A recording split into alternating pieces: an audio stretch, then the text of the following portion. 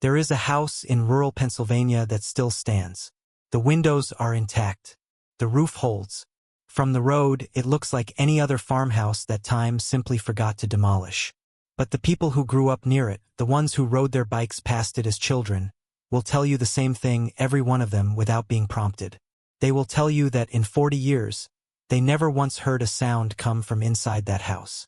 Not a voice, not a laugh, not an argument through thin summer walls, not a radio, not a child crying, nothing.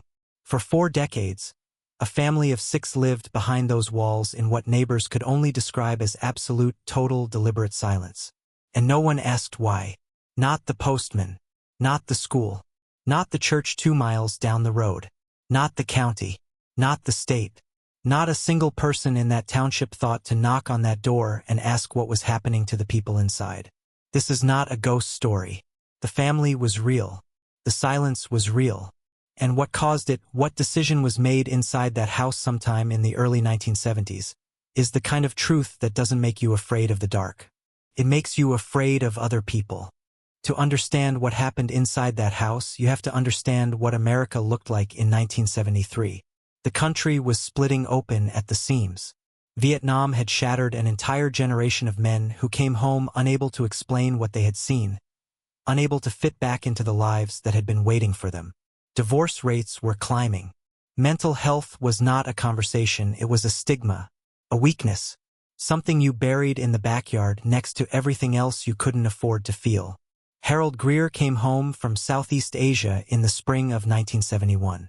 He was 26 years old. He had a wife named Miriam, a 2-year-old daughter named Ruth, and a farmhouse that his father had left him on 17 acres outside a town that no longer felt like his own. Neighbors who knew Harold before the war described him as easy, funny, even. The kind of man who waved from across the field and meant it. The man who came back was someone else wearing Harold's face. He didn't speak about the war. He didn't speak much about anything. And slowly, so slowly that no one could name the moment it began, the house went quiet. First Harold, then Miriam, then, in a way that should have been impossible, the children. What researchers and psychologists would later call it, after they finally had a name for it, was induced silence. Not selective mutism, which is rooted in anxiety and typically surfaces in children independently. This was something more deliberate, more architectural. Harold Greer had not simply stopped talking. He had built a system, a set of rules so internalized by every member of the household that they no longer registered as rules at all. They registered as normal, as the only way things had ever been. Former neighbors recalled that the Greer children, Ruth and the 3 boys born after the war, would occasionally appear at the edge of the property, standing at the fence line watching cars pass on the county road. They didn't wave. They didn't call out. When a neighboring farmer named Dale Hutchins once approached the fence to speak to the eldest boy, the child simply looked at him. Not with fear, not with hostility, with something Dale would spend the rest of his life trying to describe accurately. He eventually settled on one word: emptiness. The boy looked at him with a total, practiced emptiness. The way you look at something you have been taught holds no meaning for you. Dale said he drove home that afternoon and sat in his truck for a long time before going inside. He never approached the fence again. The school records are where the silence becomes impossible to explain away. Ruth Greer enrolled in the local elementary school in the fall of 1974. Her teachers noted immediately that she did not speak. Not to other children. Not during lessons. Not when called upon. Not when she fell on the playground and split her knee open on the blacktop and a teacher knelt beside her and asked if she was all right. Ruth looked down at the blood and then looked up and said nothing. The school contacted Miriam Greer twice by written letter.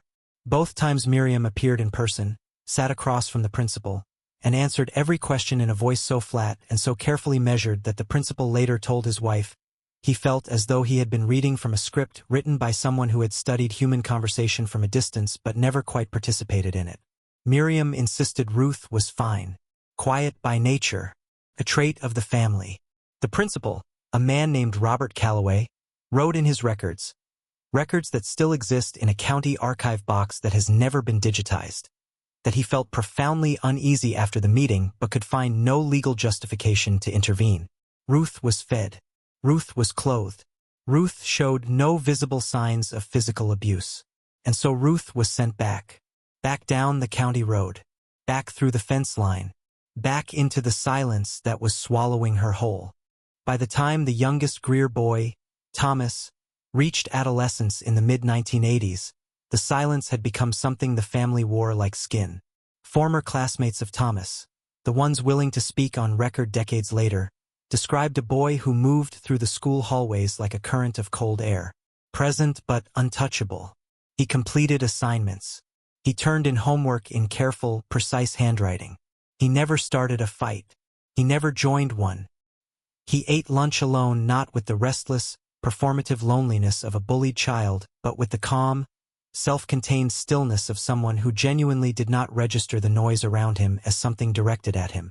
One classmate, a man named Kevin Marsh who now lives in Ohio, said that he once sat next to Thomas on a school bus and tried for 45 minutes to get a single word out of him.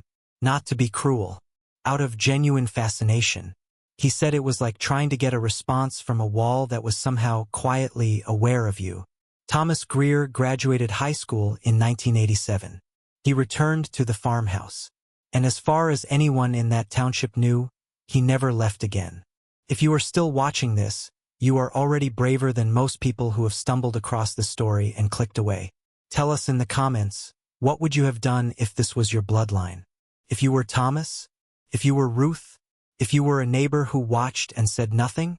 The silence broke in the winter of 2011. Not dramatically.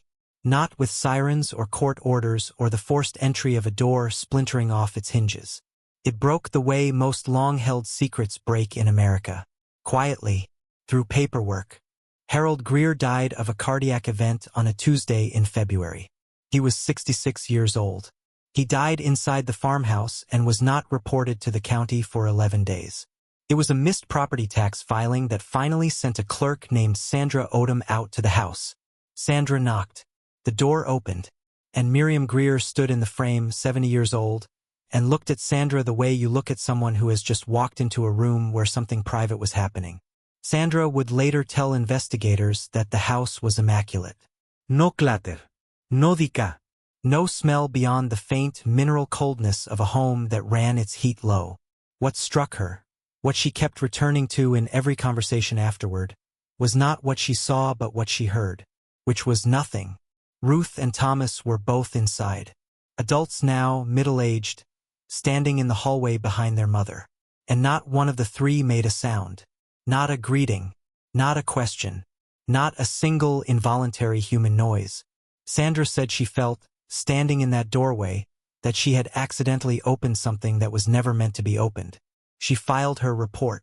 And that report reached a psychologist named Dr. Ellen Marsh. And Dr. Ellen Marsh decided she was going to ask the question that 40 years of neighbors, teachers, principals, and county clerks had never once found the courage to ask. Dr. Ellen Marsh spent 14 months working with the Greer family. She was not permitted to publish her full findings during Miriam's lifetime. Miriam died in 2019. The findings were released in a limited academic journal in 2021, cited once, and then allowed to quietly disappear in the way that truths too uncomfortable for clean categorization tend to disappear in this country. What Dr. Marsh documented was this. Harold Greer had returned from Vietnam carrying something that had no name in 1971 and barely has an adequate one now. A conviction, total and unshakable, that human speech was the primary vehicle of human suffering. That every wound he had witnessed, every order that had led to death, every lie that had sent young men into tree lines they never walked out of, had been transmitted through words. Spoken words. Harold Greer had decided, somewhere in the red clay of Southeast Asia, that silence was the only honest response to a world that used language to kill. And he had brought that conviction home. And he had, without violence, without visible cruelty, without ever once raising his hand, passed it to every person inside that house like a man passing down an inheritance he believed was mercy. Ruth and Thomas both underwent years of therapeutic intervention. Ruth learned to speak in full sentences again by 2013. Thomas, according to the final notation in Dr. Marsh's report, made significant progress. That is the last recorded documentation of Thomas Greer. The farmhouse still stands. The windows are still intact. And if you drive past it on a winter afternoon when the light is low and the fields are empty, it looks like any other house. That is the most disturbing thing of all. It always did.